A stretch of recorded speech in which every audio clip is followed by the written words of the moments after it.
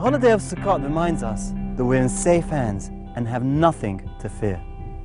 Yes, we have to go through the motions of earning a living. Yes, we have to try our best. But having made the effort, we can then sit back, secure and at ease, in the knowledge of whose hands we're in.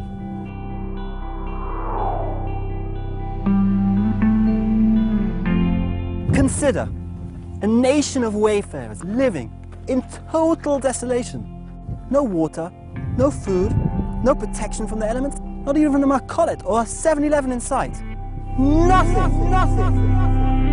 According to the laws of nature, we shouldn't have existed for more than a couple of days. A journey in the desert should have marked the end of the Jewish nation. All that should have remained of us are dry bones. Yet we lived in total desolation for 40 years. Not just survived, but thrived and multiplied. And not just a couple of people, but millions and millions of people, men, women and children, young and old, protected by the clouds of glory.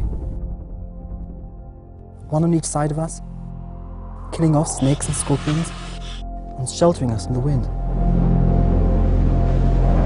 One above us, making sure the sun didn't harm us, and that no rain fell on us. One in front of us, leveling off the mountains and filling in the craters to ease our journey, and one below us, cushioning us from the hot desert sand and actually carrying us along like a boat on water, our every need and concern catered to like a newborn baby in his mother's arms, not a worry in the world. The Sukkah helps us recall this glorious period of our history. Leave behind your sound and solid house, cast aside your man-made securities, and learn the lesson of the Sukkah. Security, real security, comes from God alone.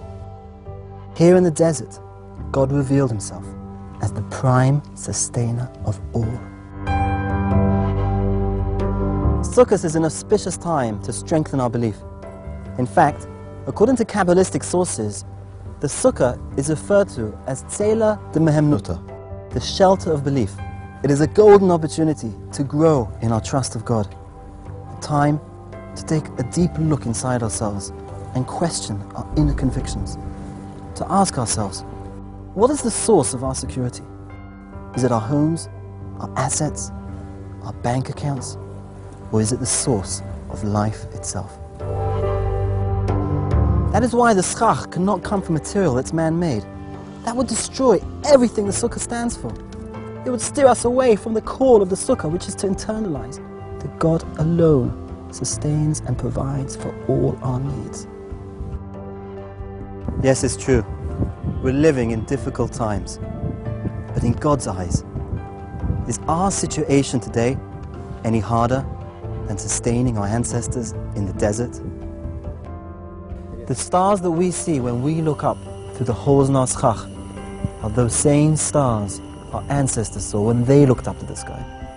Because the same God that watched over and protected them is the same God that is watching and protecting us today.